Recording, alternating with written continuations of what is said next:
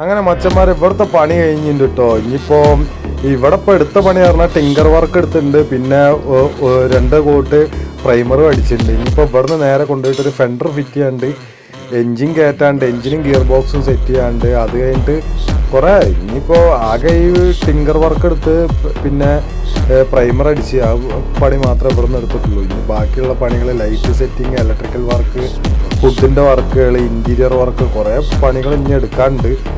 അപ്പോൾ ഇവിടുന്ന് ഞങ്ങൾ വണ്ടി അടുത്ത സ്ഥലത്തേക്ക് കൊണ്ടുപോവാണ്. അടുത്ത സ്ഥലത്തേക്ക് കൊണ്ടുപോയി അവിടുന്ന് ഇപ്പോൾ ഹുഡിൻ്റെ വർക്കും തീർന്ന് ഇഞ്ചിനൊക്കെ കയറ്റിയൊക്കെ സെറ്റ് ചെയ്തിട്ടുണ്ട്.